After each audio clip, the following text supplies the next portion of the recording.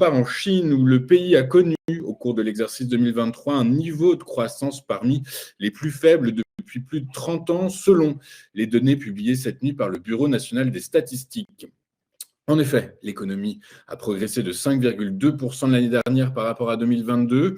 Ce chiffre dépasse l'objectif d'une croissance d'environ 5% qui, lors de sa publication en mars dernier, était considéré comme une estimation prudente jusqu'à ce que la Chine connaisse un ralentissement en milieu d'année. Mise sous cloche pendant plus de 3 ans, l'économie chinoise a pu rebondir fin 2022 lorsque Pékin a levé les restrictions sanitaires dans le pays. Mais la dynamique de reprise alors enclenchée s'est vite essoufflée. La perte de confiance des ménages et des entreprises n'a pas permis à la demande intérieure, moteur traditionnel de l'économie locale, de tourner à plein régime. En outre, une crise inédite dans l'immobilier, un chômage record chez les jeunes et le ralentissement de la croissance mondiale ont été autant de freins à l'expansion de l'activité du géant asiatique. Toujours selon le même rapport publié ce matin, nous avons remarqué que le gouvernement a repris les rapports sur le taux de chômage des jeunes qui avait été suspendu après avoir atteint un niveau record de 21,3% en juin. Le taux à fin décembre est de 14,9%, sans compter les jeunes diplômés à la recherche d'un emploi. Dans l'ensemble, le taux de chômage national est resté stable à 5,2%.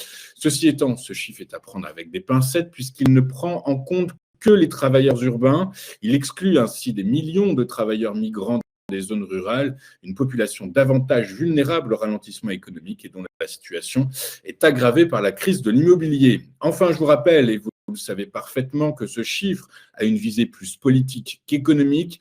Mais il n'en reste pas moins attendu et décortiqué, et ce notamment pour situer l'économie chinoise dans l'économie mondiale. Cette année, la Chine devrait voir son PIB ralentir à 4,5% selon des prévisions de la Banque mondiale.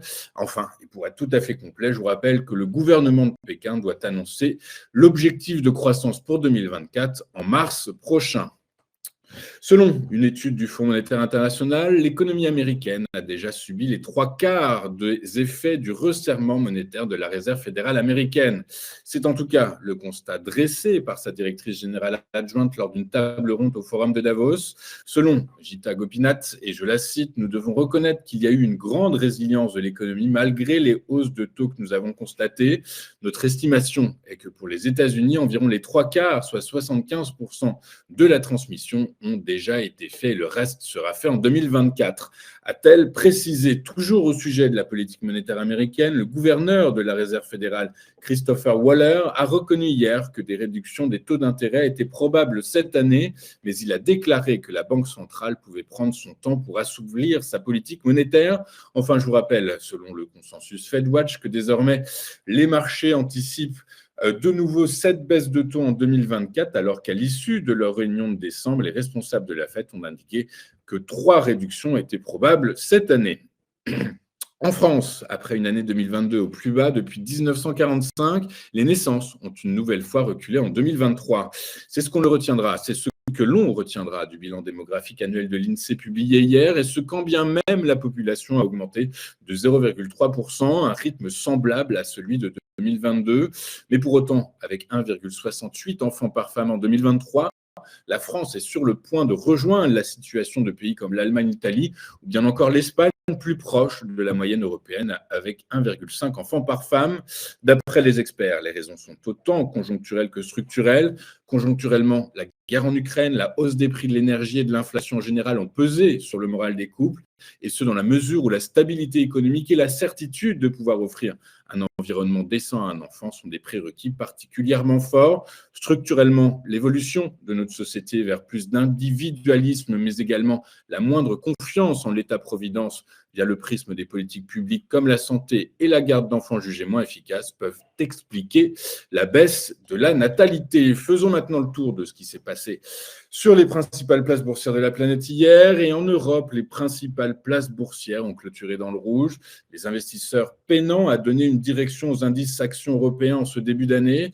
Le discours des banquiers centraux martelant qu'il est encore trop tôt pour envisager avec exactitude une date de pivot, tant côté Fed que BCE, pèse sur le moral des investisseurs. Dans cet environnement, la divergence entre la vision des banquiers centraux et les attentes du marché devrait encore mettre sous pression les marchés actions et obligataires. À Paris, le CAC 40 a terminé en repli de 0,18% à 7 398 points. Le FTSE a lui perdu 0,47% à 7 558 points. Quant au DAX, il a lui plié de 0,34% à 16 571 points. Aux États-Unis, mis sous pression par les secteurs bancaires et celui de la tech, les marchés actions ont fini la journée d'hier dans le rouge. Le Dow Jones a reculé de 0,62% à 37 361 points. Le S&P 500 a cédé 0,37% à 4 765 points. Enfin, le Nasdaq Composite a lui abandonné 0,19% à 14 944 points.